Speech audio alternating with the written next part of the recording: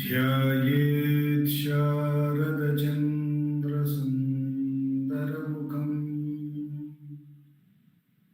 ताम्रारविन्देक्षणम्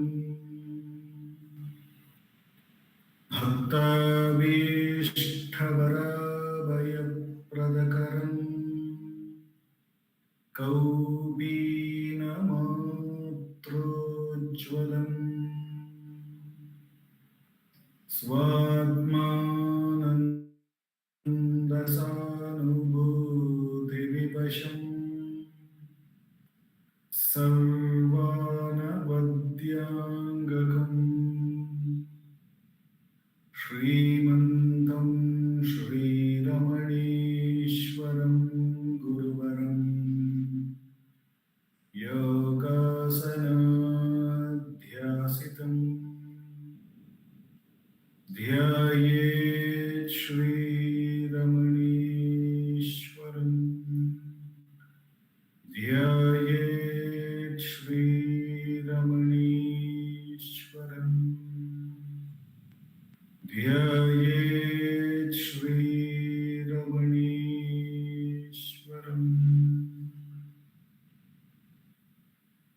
हृदयकुहरमध्ये केवलं ब्रह्ममात्रं यहमहमिति साक्षादात्मरूपेण भाति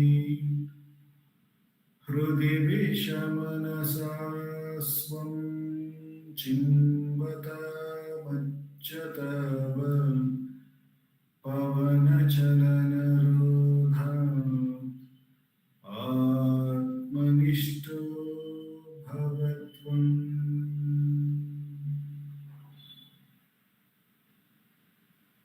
Namo Ramana. We will commence the Friday evening Atma Vicharam by listening to Bhagavan's Upadesham and meditating on it. We will be reading his Upadesham for the evening from the book Ramana Answers, Self-Enquiry 1900 to 1950, a compilation of all the answers given by Bhagavan to devotees' question on the subject matter of Atma Vichara.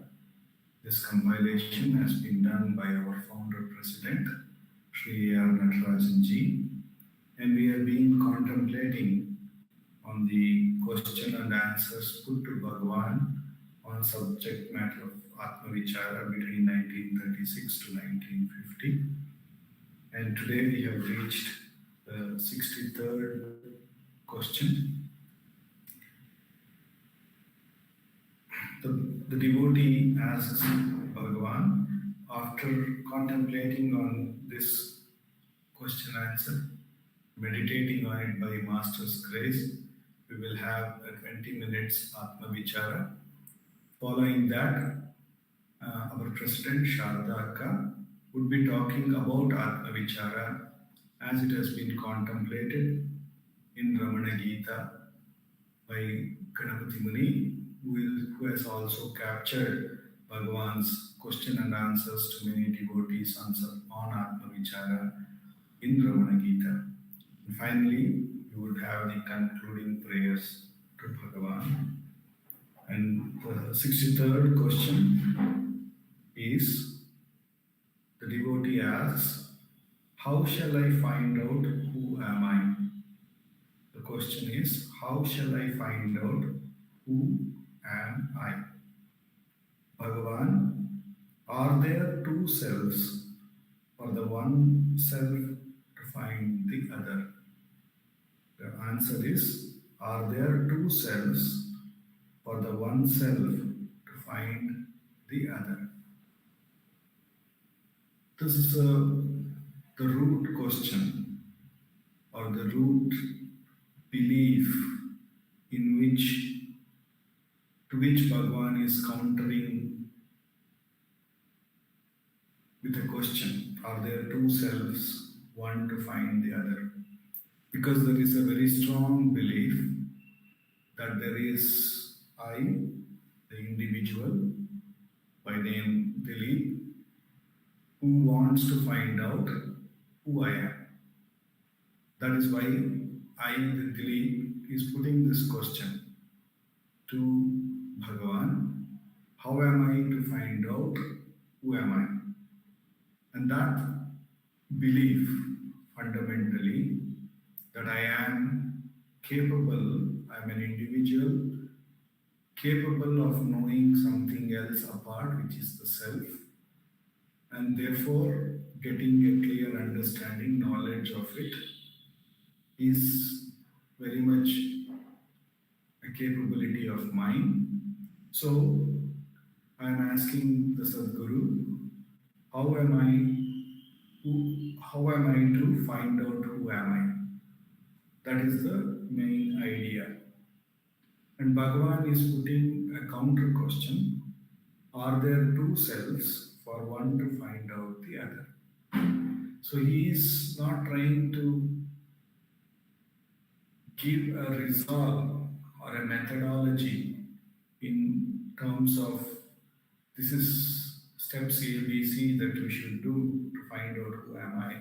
In fact, he is trying to question the very belief that I as an individual is capable of knowing the self or knowing something by putting a question, who am I? And how do I go about doing it?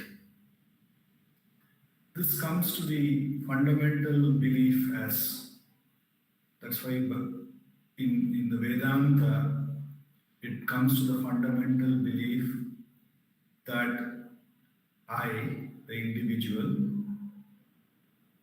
is limited to this matter, body. So there is I, the chit, the, the, the capabilities of the pure consciousness. I take it to be mine. And this matter, this body, which is inert, which is totally incapable to say even I, and hold it as really me, the bringing the togetherness of the consciousness, mixing the knot, the chit jala granthi, mixing up the awareness to the matter and giving rise to an individual idea.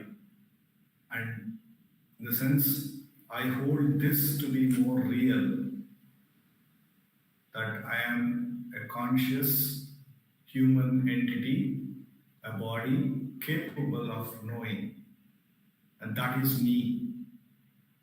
That idea, that belief, the fundamental belief is so strong. And Bhagavan is attacking the root knot here by the question, are there two selves, one to find the other? Unless we really inquire and find out, unless we meditate on this question, we will not be able to transcend and recognize the false amalgamation of things that we do, or a false imagination that we have created. There is only pure awareness, and then there is this pure inert object or matter called body. But somehow there is an idea of bringing these two together, and therefore that idea sort of animates this matter. We can move the arms, we can move the legs, and therefore we feel that it is. And therefore this I, the individual who has given rise to, feels a sense of capable of knowing. Right now, my mother-in-law is had a trauma, and she was quite normal before that. And right now she's not able to move her hands, move her legs. She's completely aware. She's completely aware of who her name and her whereabouts and everything, her identity with that name and that body.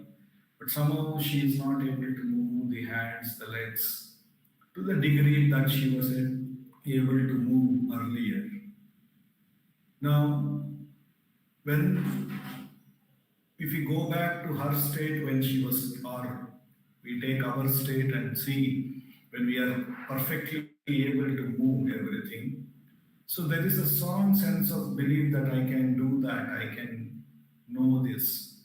But technically, if we see another body which is suffering now, we find out that it is some other force that is making it all possible.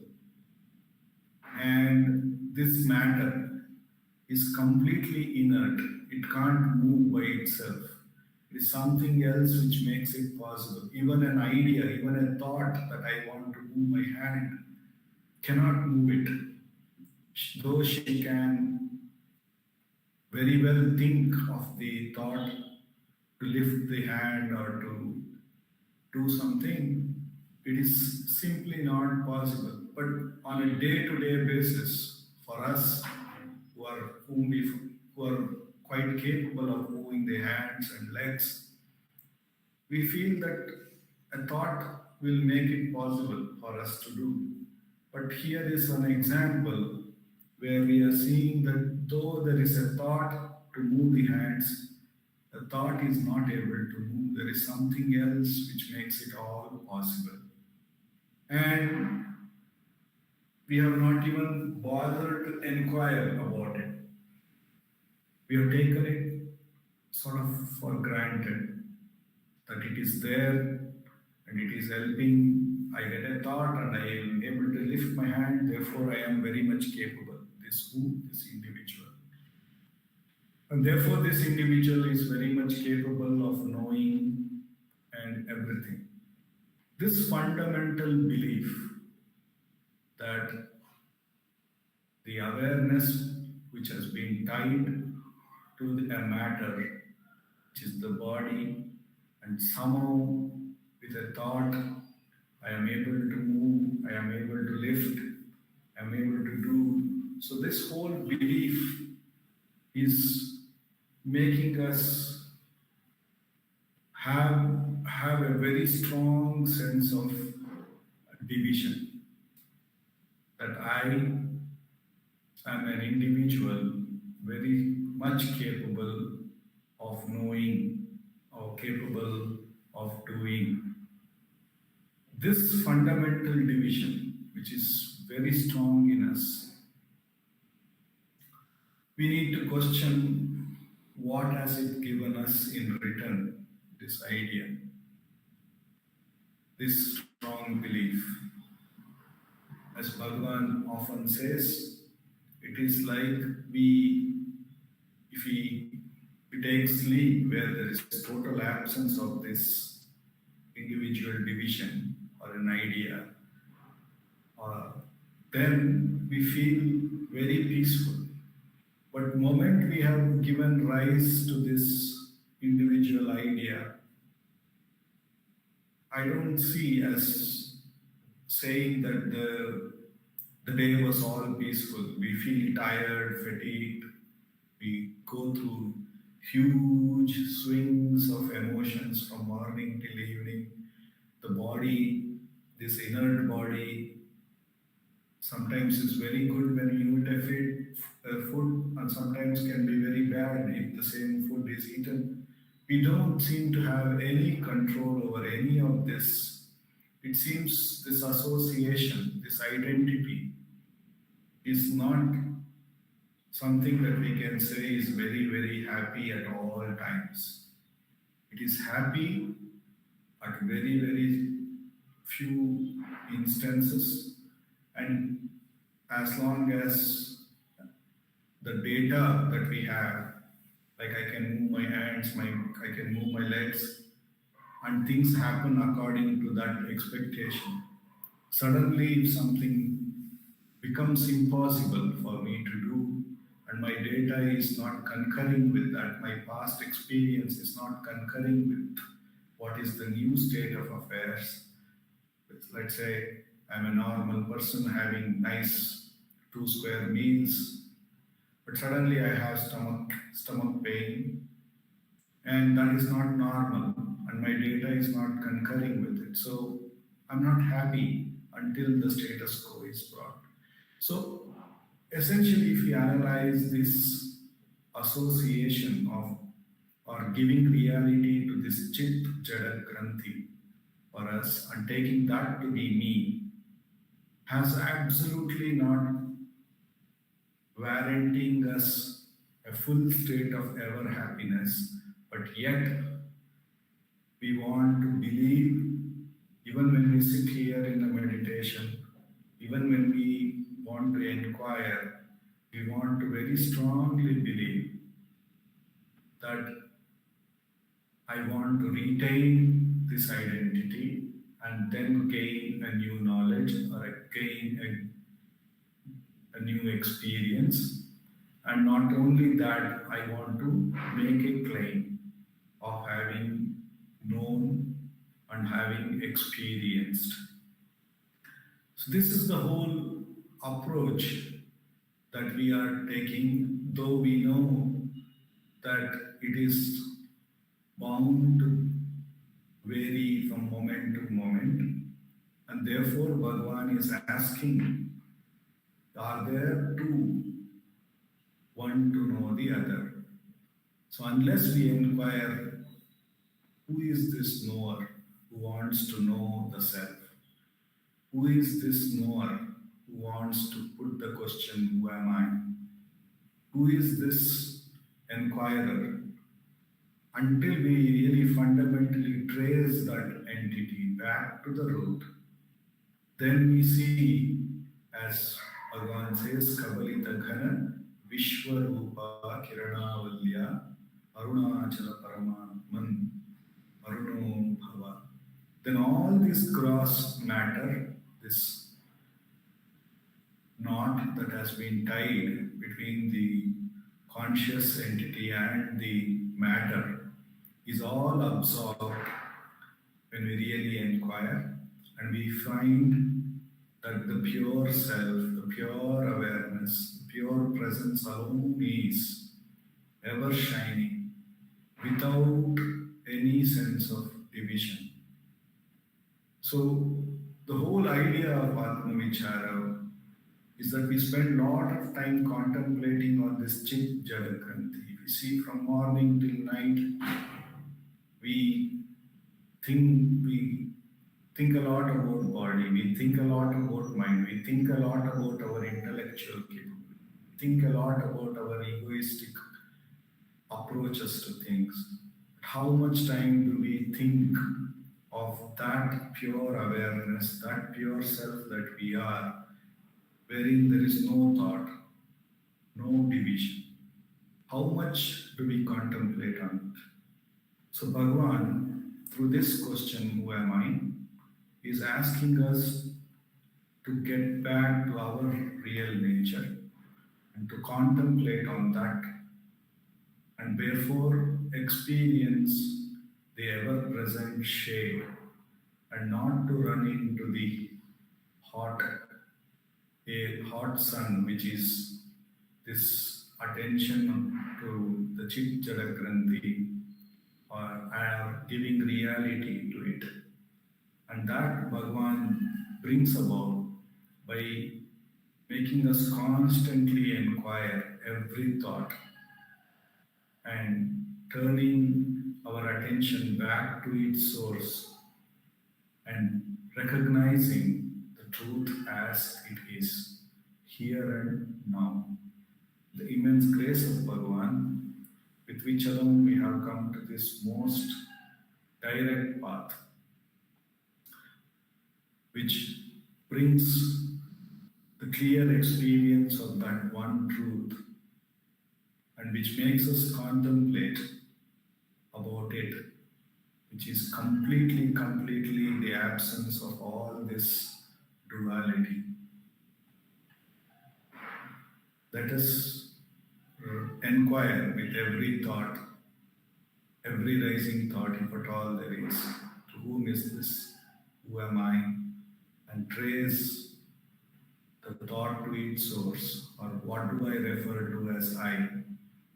With that very inquiry, the grace of the Master is invoked, which takes us and makes us one with that oneself here and now.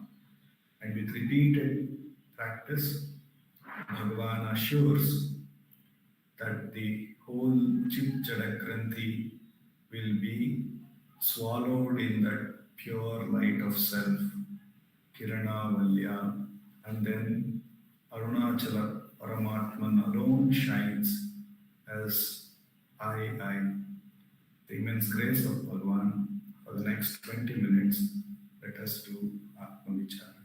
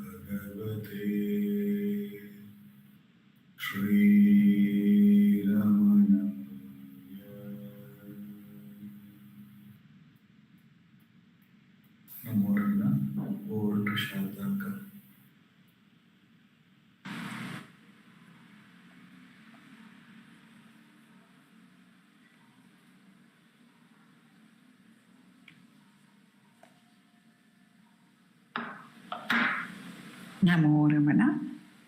Prostrations to Ramana, shining as the self in all beings.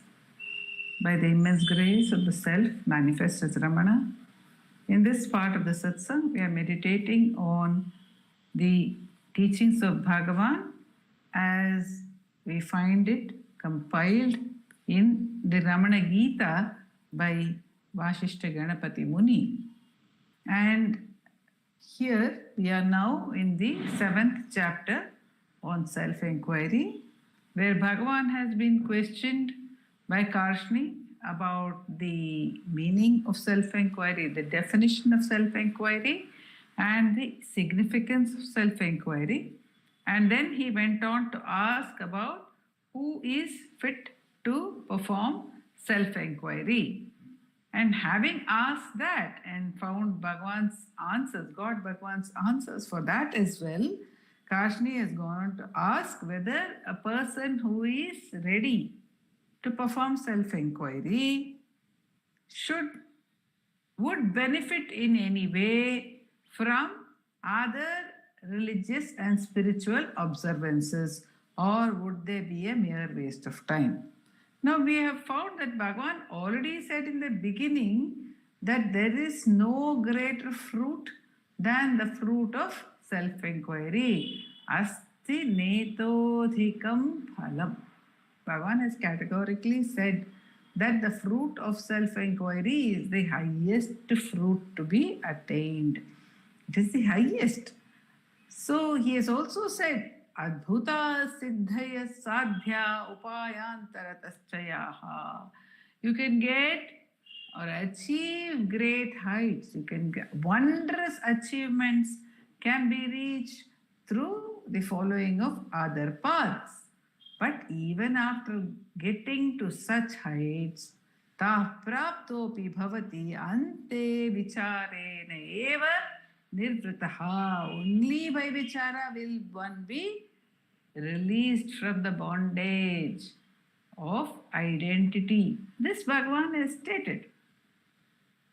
But still the question persists whether one should pursue any other path, or can one pursue something else along with self-enquiry. The question may be seen to have a relevance in the context of our lives, that though we are convinced about the efficacy of self-enquiry, and though we may give a good part even of our daily time to self-enquiry, we may not be able to hold on to it 24/7. Not that it is impossible to do so, but for various reasons we find ourselves unable to do so. So there is a time given by us to self-enquiry, and a time other than the self-enquiry time. What do we do with that time is an important question. So if there is time other than self-enquiry time, if we have time available, what should we do in that time? Therefore, the question of Karshni is, can we supplement our efforts at self-enquiry with all these other practices, or are they a waste of time? Bhagavan says, no, they are not a waste of time for one who is a beginner in self-enquiry. Arambhinam kshiyamana raganam adhikarinam karmanyetani sarvani bhuyasyai chitta shuddhaye. He says, all these activities are purificatory, chitta shuddhaye, for whom? Kshiyamana raganam adhikarinam arambhinam, those who are beginners and those who are just beginning to lose their attraction for the objects. Kshiyamana raganam adhikarina. Those whose attachments are waning, and those who have begun the pursuit of self-enquiry. For beginners, these other practices, how do they help? They give chitta shuddhi. They give purity of mind. Bhagavan has not said that they liberate. He says they give chitta shuddhi. Bhuyasye chitta shuddhaye. What are the things which Karshni had asked about? Snanam, Sandhya, Japaha, Omaha, Swadhyaya, Swadhyayo, Sankirtanam, Tirthayatra, Yajna, Dana, Vrata, and so on, etc. So if we look at any of these, Bhagavan says, what happens? They lead to purification of the mind. Why? Yat karma sukritam proktam mano vakaya sambhavam tattu karmantaram hante mano vakaya sambhavam. Bhagavan says that each of these, the pursuit of each of these spiritual practices helps us by not allowing us to engage in the opposite, by preventing the opposite of these, by preventing the negative karmas. The positive karmas bring about chitta shuddhi, probably in two ways one can say. One is by their own positive inputs, but also here Bhagavan clearly says that their role is to prevent engaging in negative karmas, negative experiences. For instance, simple snanam. When we have a bath, we have prevented perhaps our desire to be lazy and dirty. If we have a practice of having a bath every day, then that shaucha, the cleanliness, is maintained. In fact, Bhagavan gives a lot of importance to cleanliness. In our spiritual life, what happens is physical cleanliness is a support to mental cleanliness. Mental cleanliness is a support to silence. That's how it goes. It goes from step to step. And Bhagavan had given importance to the physical cleanliness. There is a nama in Ramanacentre by Vishwanatha Swami, where Bhagavan is hailed as Shubhra Kaupina Vasanaya Namaha. Shubhra, very pure white. That Bhagavan's Kaupina was always pure white, Snanam. And there is a very interesting incident in Bhagavan's life. Bhagavan would always have good things to say about anyone and everyone, and would say especially something good at the time of hearing the news of the demise of that person. And Bhagavan came to know about the demise of one who, according to everyone in Tiruvannamalai, everyone who knew him, was filled to the brim with vices. There was not a single good thing in him to praise. That is how they thought. So they brought the information to Bhagavan and were quite happily watching, thinking Bhagavan would have a lot of difficulty in answering in his customary fashion of saying something positive. But Bhagavan said, oh, that person, what a pity. That person was extraordinarily clean. He would wash his clothes himself and wear them always spotlessly clean. So, Snanam, Sandhya, Japaha. Bhagavan has advised the practice of japa to many of his devotees when he has seen a proclivity in them to perform the japa. Ganapati Muni has been told by Bhagavan to search for the source of the japa, the mantra nada, and to merge at the source of the mantra nada. Then we have Vishwanatha Swami also, who was told by Bhagavan to do the Gayatri mantra, which he was practicing at that time incessantly, 24/7. And that is what Vishwanatha Swami also guided me to do. He said, you should practice your japa all the time. Give all your spare time to meditation. Snanam, Sandhya, Japa. Sandhya is also one form of japa of the Gayatri, a prescribed format. Sandhya, Japa, Homaha. And to perform sacrifices. All these. Sankirtanam.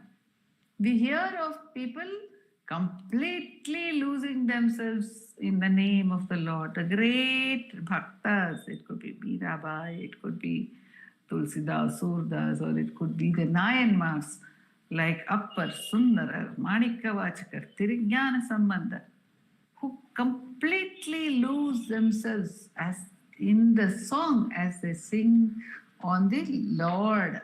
So there are these great ones also who have, through their anubhava, put a stamp of authority on these practices. And Bhagavan is not one who is going to deny anything, because everything is included in the self. So what will he deny?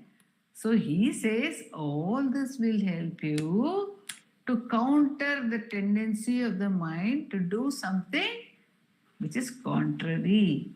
Snanam, you may not have a bath, you may not perform the sandhya, you may not perform your japa, you may not perform the homa, you may not do your daily prescribed tasks, swadhyaya, whatever you have to do, and the study required for the dhyana. Swadhyaya is also study required for the dhyana, required to move forward. And we may not do, if we do not do any of these things, what would we be doing with all that time? We may be spending our vocal energy in talking, in speaking to A or B or C. Instead, one could chant the japa in that time. We may not even realize how much of what we speak is absolutely necessary and how much is wasteful as well. But if one is given to doing japa all the time, then what happens is the moment the necessary conversation is over, the moment the necessary thought has arisen and fallen, automatically the japa will take over. So Bhagavan says, japa, do it. But then remember that the self alone is. Remember that the self is all important. Do everything, but remember that, and do these things because they are prescribed, because we do not want to leave them, whatever the reason. But they cannot be substitutes to self-inquiry. So that's why Bhagavan says that for the beginner, these are helpful. They help give chitta shuddhi. However, one should actually be abiding in the self alone. And because of the importance of that, Bhagavan goes on to say, Atyanta shuddha manasam pakvanam adhikarinam idam lokopakaraya karmajalam bhavishyati. Those who are ripe, those who are the Uttama adhikaris, not the Arambha adhikaris, those who have already traversed the path, and their mind has become absolutely pure. Then, for what purpose should they engage in any of these activities? Bhagavan says, Lokopakaraya, for the good of the world, they continue to engage in activities. It is purely for the good of the world, nothing to do with them. Chandrasekhara Bharati Mahaswami was once asked why he performs the Chandramaulishwara Puja in Sringeri, in the Sringeri Adhishtanam. Why does he do it? And he said that I may say it is not needed for me, but if I stop doing the puja, everyone else will also stop. Mahasannidhanam, the Jagadguru himself has stopped doing puja. Why should you and I do puja? We may ask. So, Ashraddha may come. Therefore, we are given the injunction to carry on with that. But that one who is absolutely pure has no need to perform any action whatsoever. Says Bhagavan, they do it only for lokopakara. And what do? They give upadesha, says Bhagavan. Paresham upadeshaya kshemaya cha manishinaha pakvascha karma kurvanti bhayanadesha shastrataha. He says that these wise ones engage in action not out of fear of any kind, not out of fear for the place. Place meaning the people around. They have no concern about what people may say. And they are not even worried about Shastra. They only do it for the Kshema, Yoga Kshemam. Only for the Kshema of the world. Their activities are pure, springing from the pure self. So Bhagavan says there are two kinds of engaging in good activities. First of all, he says engaging in good activities, scriptural injunctions, etc. will keep the mind. That much of time is already gone, isn't it? So that much of time is not available to do anything negative. Even if nothing positive comes out of this activity, at least negativity would have been prevented. Negative activities, negative movements of the mind would have been prevented. That's the first benefit, says Bhagavan.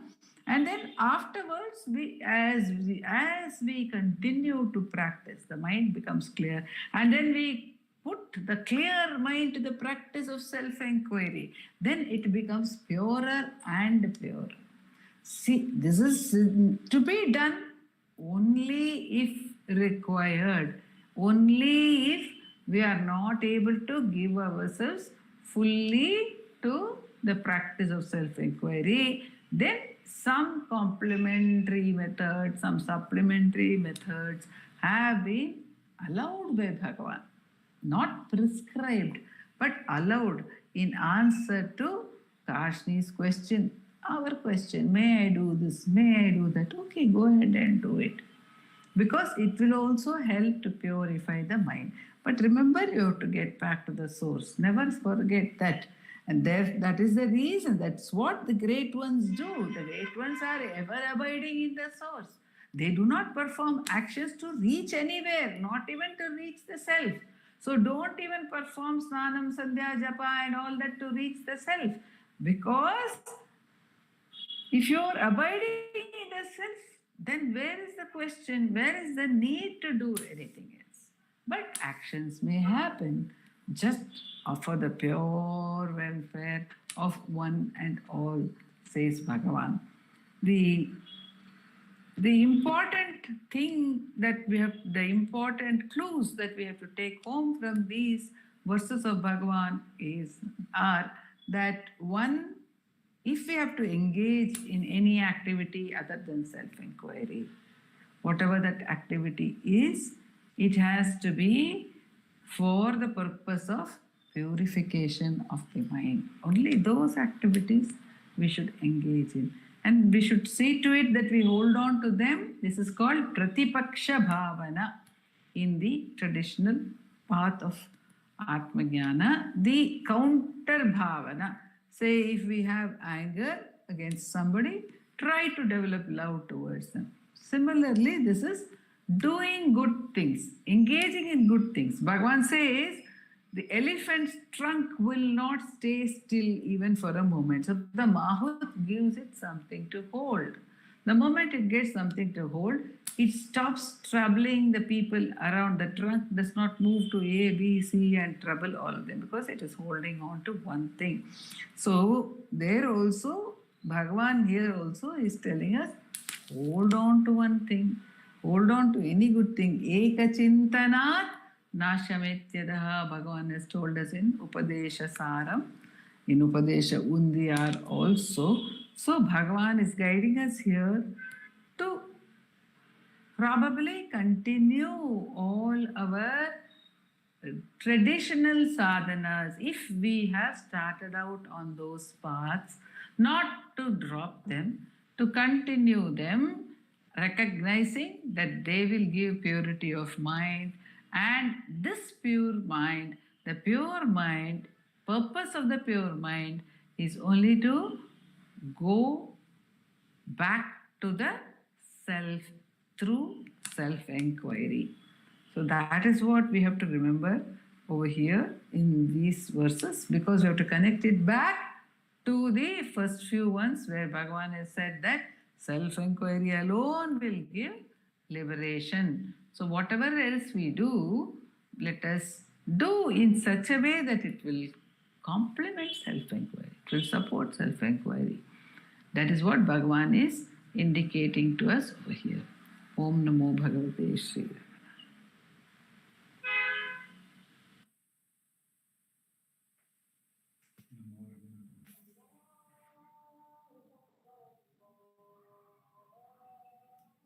Apara Satchit Sukhavarirashi Yasyormimatram Bhuvanam Samastam Guhahitam Tam Ramanam Gabhiram Chintavihinam Hrudi Chintayami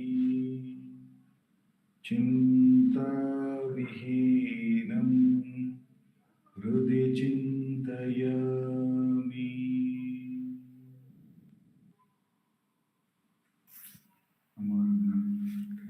Namo